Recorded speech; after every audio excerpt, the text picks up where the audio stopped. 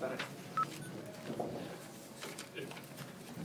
It's a three-point game, I guess, and John Tell doesn't get the foul call, and then Joe puts it back. There's also no foul call. Did you kind of perceive that to be a turning point in the game?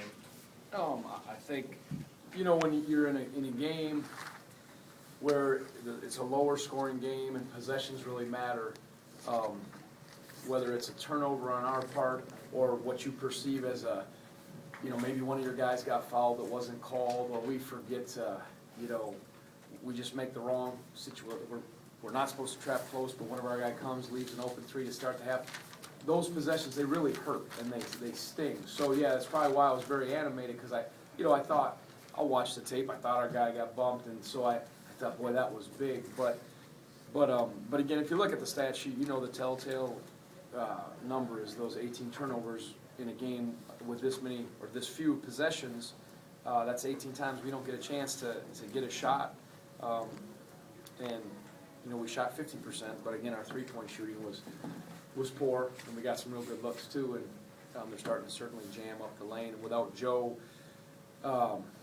we don't have as much of a threat up there right now with Sammy struggling to shoot it. John Tell's not a three-ball shooter, and Malcolm is, he's doing some good things as a freshman, but that's not right now his strength. So it's a hard lineup, and it really condenses things, but we got to keep figuring out ways to do it. So again, those turning points are significant, or every possession you feel it a little more. Even at 48-41, you had 48-41, you had 3 straight turnovers. Yes. Well, was there a common thread to the turnovers? Carelessness? They made a couple good plays, but we were trying to sometimes feed the post, just unattended passes. I can't remember for all three. We talked about it at halftime. We wrote that on the board, the ability to value the ball, sureness, make hand-to-hand passes, try to move them hard. And look at I think, Malcolm had 4. I got to look at it. But, yeah, some of it was carelessness, and some of it was certainly active defense by Clemson. Was there in the second half, it seemed like Joe didn't have any problems catching the ball in the second. He just missed some open shots. Mm-hmm. Do you have reason to think that as he gets more accustomed to playing that way, that I hope he'll get used more to effective? it. And I hope if his hand, it can stay without displace, whatever then they can maybe, every week, cut that thing down a little bit.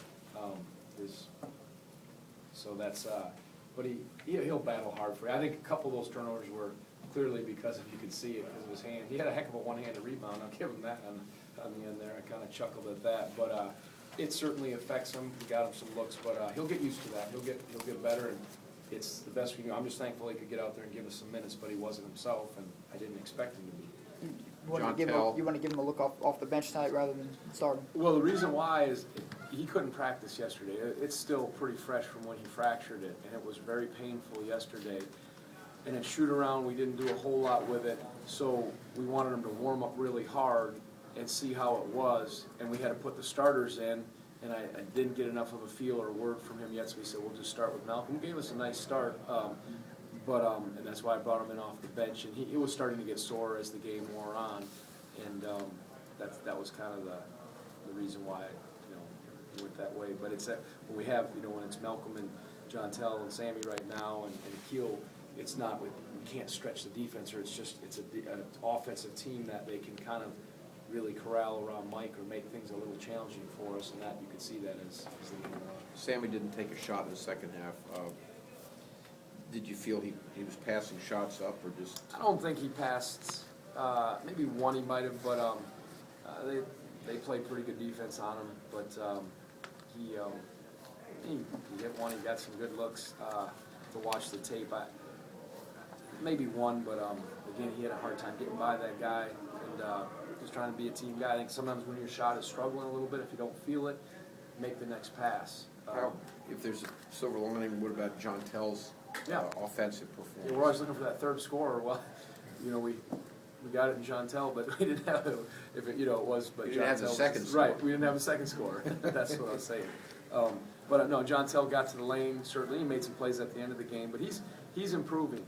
He really is, and he's making pretty good decisions, and he's so powerful and quick that he can get to the lane, and he's worked on his touch, and you know, trying to create, playing those guys a lot of minutes, and we're trying to be mindful of that, but it's what we have, we gotta keep trucking. What do you thought they were able to do against Scott? Because he seemed like Mike had a lot tougher looks tonight than he had 2 weeks ago. Yeah, well, I think, you know, we shot the ball better at Virginia.